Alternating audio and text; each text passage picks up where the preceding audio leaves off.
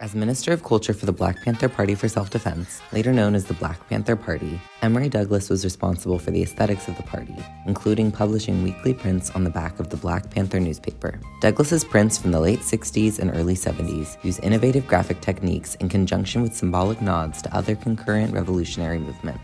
In doing so, he situates the struggle for Black liberation in the U.S. within the broader schema of Third World liberation movements and Third World visual culture, and symbolically centers the notions of solidarity and self-defense.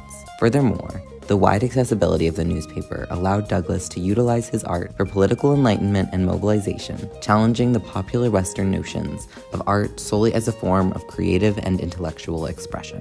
One of Douglas's early posters from 1968 features figures from across the world proudly raising their weapons. The caption, a quote from Mao Zedong, explicitly grounds the work in revolutionary theory, giving rationale for the armed rebellion depicted in the illustration. They're engaging war to end war, essentially engaging in self-defense. The image itself is also evocative of Chinese revolutionary posters, which often heavily emphasized the importance of unity.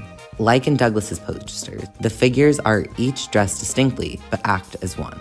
By using iconic symbols of the party, Douglas made the man in the leather jacket and black beret instantly recognizable as a panther to the audience of the newspaper. In doing so, he represented Black Americans as situated within a broader liberation struggle against capitalism and imperialism that necessarily involved an alliance with the Third World. In his works, Douglas portrays identification with the Third World as an essential liberatory force and as a source of pride.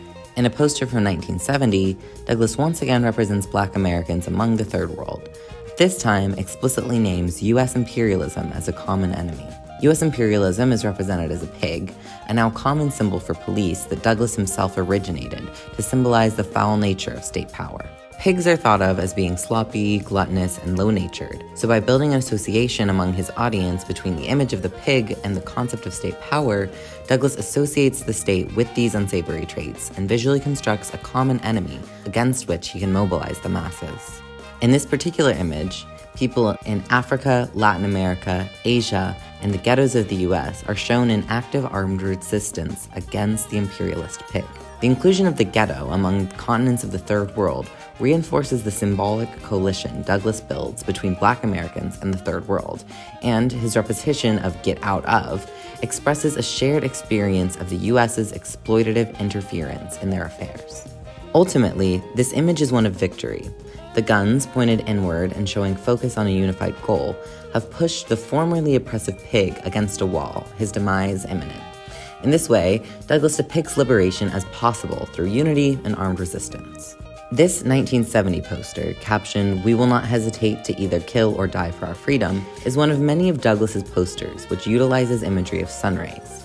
This imagery is highly reminiscent of Alfredo Roscard's iconic 1969 poster El Che Radiante, which commemorated Che Guevara's everlasting legacy 2 years after his death for OSPAL, the Organization of Solidarity of the People of Asia, Africa, and Latin America.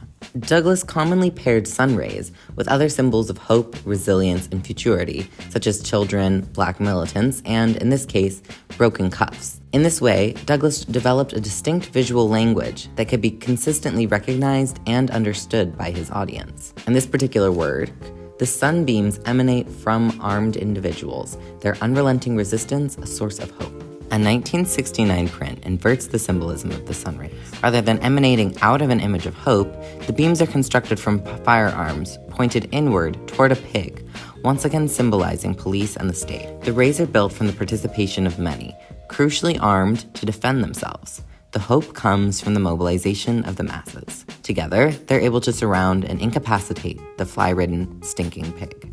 The poster references community control of the police, one of the main demands of the Black Panther Party at the time. This print symbolically represents the agenda of the Panthers as reasonably achievable with the mobilization and solidarity of the community.